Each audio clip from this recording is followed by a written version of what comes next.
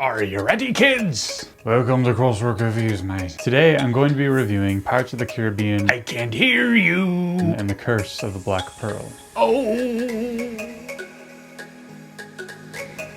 I only vaguely remember going on this ride as a kid, but I can confirm that Disney did a fantastic job at translating the feel of this ride into a cinematic roller coaster, and frankly a masterpiece. First off, the music is immediately an iconic score, and it carries the essence of not only how this film feels, but its sequels. It's also one of those films that becomes a classic right away, and everybody's been talking about it ever since it came out.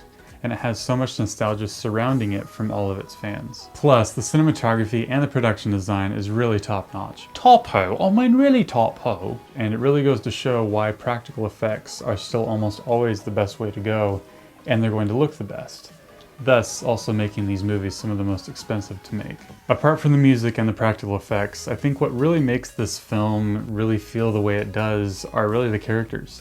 Each character is so unique, and they all have flaws, but each has so many likable and quirky attributes, so we always feel like we can connect to somebody. Jack Sparrow, there should be a captain in there somewhere, is such a well-built character and is probably one of my favorites in live-action film. Even though his character doesn't really grow throughout most of the movies, his consistency is what helps characters like Elizabeth Swann and Will Turner change throughout, which makes them stronger characters.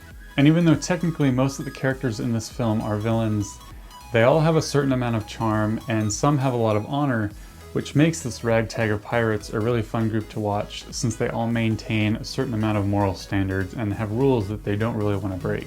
This is also my favorite set of films in terms of visual aesthetic. It has a slimy and gritty and wet and dark feel, but it can still be gorgeous and really epic. Additionally, the humor is almost always perfect, and is another reason why these films work so well. Next to Lord of the Rings, I will say that these films, at least the first three, are my favorite film trilogy. And now just a brief note for the parents. Even though these qualities are very thematic for pirates, and very toned down in this film for family watching, the humor and the violence and the wardrobe can be a little bit on the mature side, and seems a tad much, at least for having a Disney label on the front of it. But other than that, in terms of story and filmmaking, I really can't think of anything in this film that I don't like. And that's it for this review. If you're interested in more reviews, go ahead and check out my Instagram, where I will periodically post slightly abridged reviews for this and other movies that aren't on this channel.